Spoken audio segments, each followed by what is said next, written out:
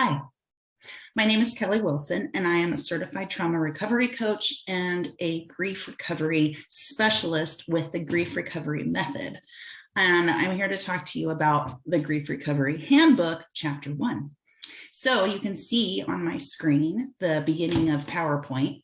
I didn't really know PowerPoint was still a thing, but that's cool. So Chapter 1 is about how grief is the normal and natural reaction to loss of any kind. So people generally think about loss as being the death of someone that they love, and certainly that is true, but there are over 40 different kinds of loss that we can process throughout the course of our lives, some of them repeatedly. Our feelings about grief are normal and natural. I like to say it's a reasonable response to unreasonable circumstances.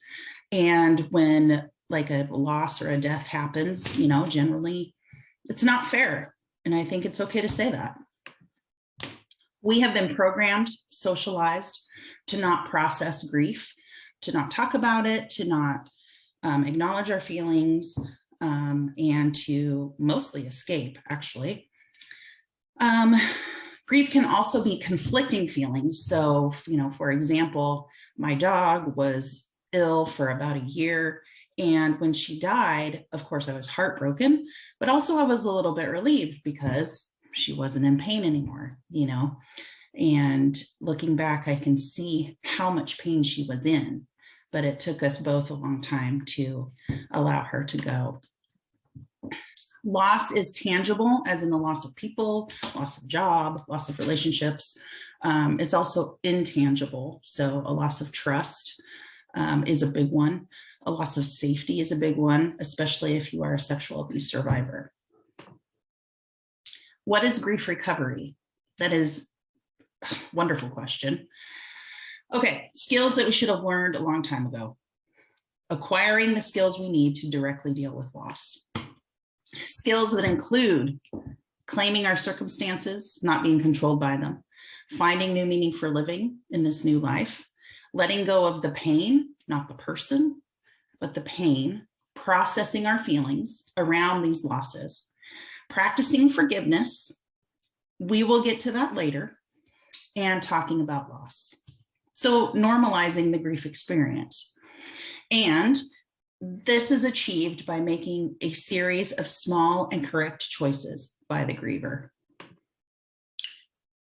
The great thing about these skills is that you can use them with any loss in your life. So you can go back as far as you need to and use them with different losses of relationships and intangibles, and you can use them going forward.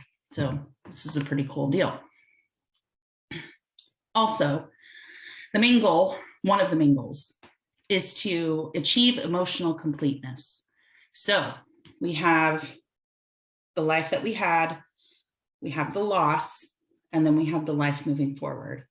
And we want to build a bridge between those two where it has broken and achieve that completeness.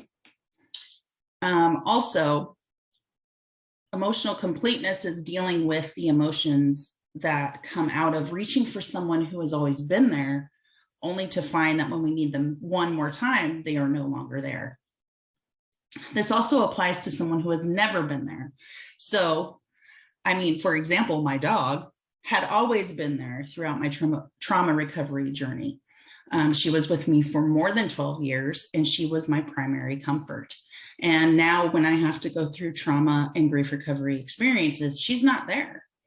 So I encounter that grief if I have not gone through the method of emotional completeness with that loss. As far as someone who's never been there, my parents, those are a good example. Let's take my father, he was never there, and then I reach out for him, and then he's still never there. So that kind of grief is also possible. If you would like to know more about the Grief Recovery Method, the Grief Recovery Method Handbook, or what it means to go through this process, connect with me. I would love that. So I am at mapyourhealing.com. I am also on email at kelly@mapyourhealing.com. I'd love to visit with you so you can learn more.